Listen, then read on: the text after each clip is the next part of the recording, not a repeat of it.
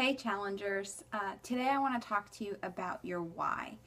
This is probably one of the most important parts of your journey because you're able to push through the physical ailments. You're able to, suck it up and eat really healthy for your body. But why are you doing it? Because if you don't know the deep emotional root of why you're doing it, you will not succeed. That's why so many people fail at crash diets. That's why so many New Year's resolutions to go to the gym and work out don't work because you don't know your why. And this is something that I never looked at until I started with Beachbody, which is why I feel so connected to this organization because they really dig deep to the emotional roots of what you're doing. And I think that is so important because it's all about taking care of yourself. And so a little bit of backstory. I went to college on an ROTC scholarship. I played sports all throughout school ever since I was little. I never considered myself an athlete, but I was very involved in sports, and I was good. I was good at it. When I went to college, you have to take a PT test when you're in ROTC to maintain your scholarship, and you have to pass it. And I always passed them, and I did well on them, but I hated it. I was miserable. I never kept myself in good enough running shape to where I really enjoyed it. It was always like I pushed myself super hard and I did well on it, but then I was throwing up when I finished and it just wasn't fun. And so I kind of started hating it and I dreaded it. And so I decided that after I graduated college that I wanted to be good at something. I had friends that ran full marathons. I had friends that did CrossFit. I had friends that, were playing sports on the side. And I felt like I needed something because I no longer had ROTC. I no longer had the sports that I was doing in high school. And so I really was feeling a disconnect. And so I decided that I was going to fall in love with running because I wanted to be good at it. And I wanted to challenge myself. So I decided I was going to do a 10-miler.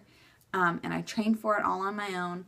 And I did it, and I was so proud of my accomplishments that I wanted to push further. And so I started training for half marathons. And I did my first half marathon, and I was 2 weeks pregnant. I didn't know that. And so I was in the prime of my fitness when I found out I was pregnant. And I did not want to stop. I felt like I had gotten so far, and I didn't want to quit. I had so many people, doctors included, telling me that I couldn't maintain my physical fitness because I was pregnant. And I refused to believe that. As a nurse, I know enough about health that I know that it's important to stay healthy during a pregnancy. I also know enough that I can't push myself too hard. So I dug deep. I did a lot of research. My husband and I did a lot of talking. And I knew that I wanted to maintain what I was doing. So I continued to run. I ran all the way up until the day before I delivered. I ran 2 miles the day before I delivered our son. I had an amazing birth experience. I recovered so well. I started running again 10 days after he was born. And things were going great. I felt great. I felt strong.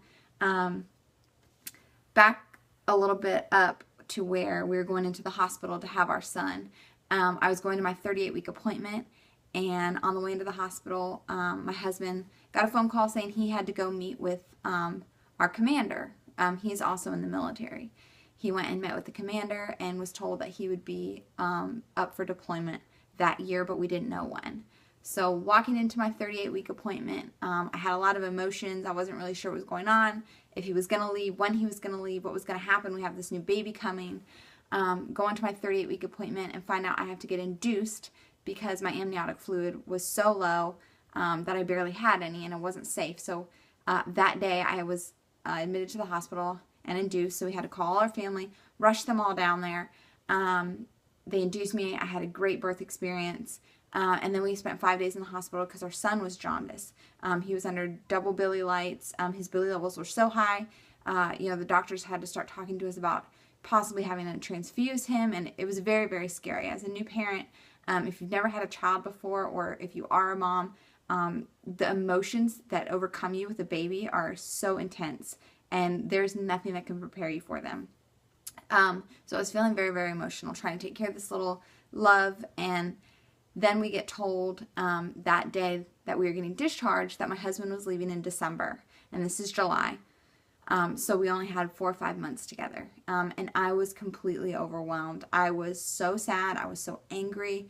I didn't know how the heck I was going to manage all this on my own. And I was just a mess.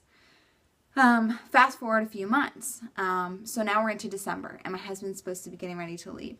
3 weeks from when he's supposed to leave, we get the call saying, your orders have been canceled and you are not leaving anymore. And what a relief that was. It was the best Christmas present I could have received. But part of me was still holding back because I knew how the Army works, and I knew that at any point they could change their mind, which they did. And we found out again in January that my husband would be leaving that June to go on deployment. And so June 15th, 2014, my husband left for a 9-month deployment. And I can tell you that that was the hardest week of my life. Leading up to that week was worse than when he actually left, because everything you do, you know, it's the last time you're going to get to do it with them. And I have this beautiful little 11-month-old baby, and I work full time. And how the heck am I supposed to take care of him and myself and work in 9 months? I have no idea. That's a whole pregnancy. And I just couldn't wrap my head around how I was going to do it without him. And I was completely exhausted. And I was starting to skip eating. I wouldn't eat dinner after work because I'd be so tired. Or I would go through the drive-thru and just get fast food. And I just realized I really wasn't taking care of myself. And all I could think about was, how the heck am I going to get through 9 months? And I was just getting more and more upset and more sad. I didn't want to come home to an empty house. And I knew I needed a healthy distraction. And so I decided I was going to learn Spanish. So I bought Rosetta Stone. I was going to learn Spanish. Well, that lasted about a week, and it was just too much. I wasn't into it. It wasn't satisfying me. And so I decided to get back into the gym. And so I decided to go to the gym to give myself a break. From being a mom for an hour to be around people, and to really get myself in shape, because my goal was to be in the best shape of my life when my husband got home. And so I decided I was going to get a personal trainer because I wanted to be pushed. I got a personal trainer, and he canceled appointments on me. He didn't show up. He forgot about them. The time I did have with him, he was awesome, but the time I got with him was so few and far between that it was making me so frustrated. So as I'm sitting there one night, lost, confused, everything I seem to be trying to get distracted isn't working, I'm getting more angry and more frustrated, and I'm hating the Army more, and I'm hating my situation more. I ran across a mutual friend's Facebook page who was a Beachbody coach, and she was advertising for one of her challenge groups coming up. And I sent her a message, and I said, I have no idea what you do or how you can help me, but I need the help. And here's what I'm capable of doing. I don't have a lot of time. I'm busy, and I need help. And she recommended a 30-minute program for me, P90X3. It's the program I started on. She recommended Shakeology, and she offered me a coaching discount, which I just signed up as a coach. I had no idea what I was doing, but I love a discount. Who doesn't? So I got it, and I got 25% off my Shakeology every month. And for the next 90 days, I pushed hard with doing P90X3. And I quickly jumped into the coaching opportunity because I saw the benefits that it was doing for me.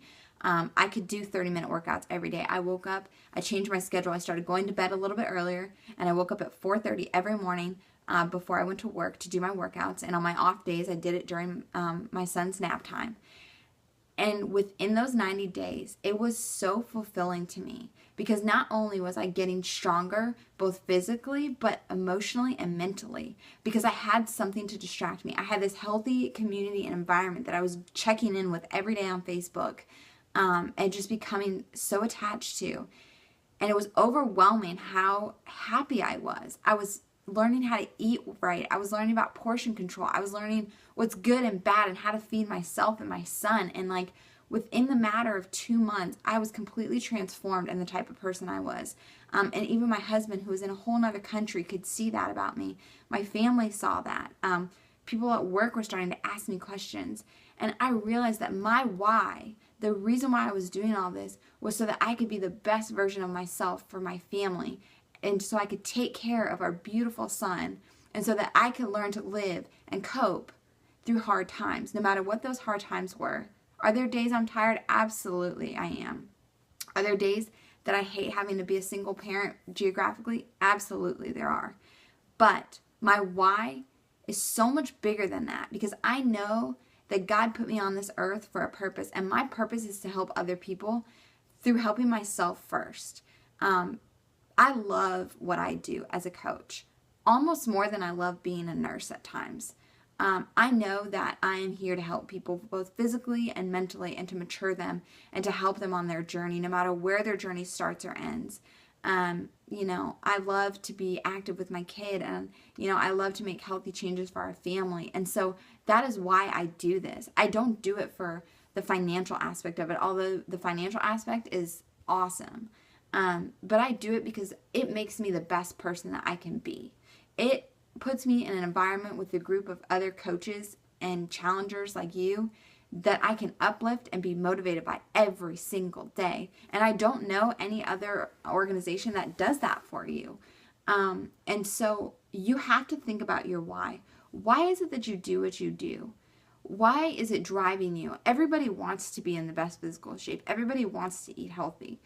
But obviously that's not the reality in our society, that's how everybody is.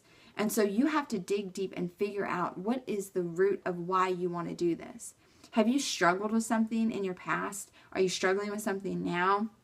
Are you unhappy? Are you going through depression, an addiction? Whatever it is, you can overcome it. You are so much stronger than that. But you have to know why you want to do it first. And that why needs to be a constant reminder for you. Put it up on that bathroom mirror. Put a sign and stick it in your car. For me, I don't need that because I see my kid every single day. I talk to my husband every single day. So I know that I can get through this. I know that if the Army throws another challenge at us, that we're going to get through it because I have my why. And ever since I started this journey, I've been able to maintain my nutrition. I've been able to keep up with my workouts. Would I have been able to do that without this community? I can tell you I wouldn't. Because there's so many days that I'm tired and that I don't want to do it and that I feel emotionally drained. And there is this network of coaches that I belong to that I can reach out to that pull me in and they help me and they love on me and they message me and they text me. And it's just, you would never find that anywhere else. And so I challenge you this week, as you're feeling sore, as you're feeling tired, as you're tired of eating healthy food when everyone around you is eating junk, to dig deep and find that why and sit down and really, really think about it.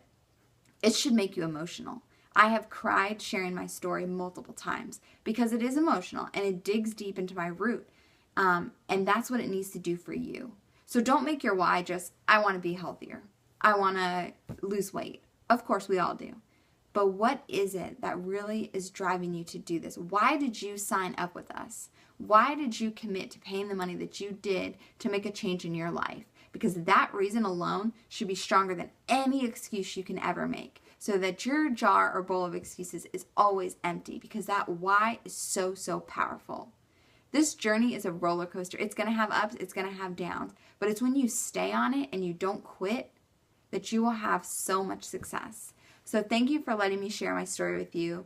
I would love to hear your stories if you're willing to share them. You can either privately share them with us, but the first step is sharing it, because once you share it and you make yourself vulnerable, then we can hold you accountable to that. So we can continue to remind you why you're doing this journey, because you're going to need the reminder. I need it myself. Elizabeth reminds me all the time when I tell her I'm tired or I want to quit, why I'm doing this, and I'm immediately right back up on my feet. And so thank you again. I can't wait to hear your stories if you're willing to share them. I hope you all have a great week, and I can't wait to start week 2 with you guys tomorrow.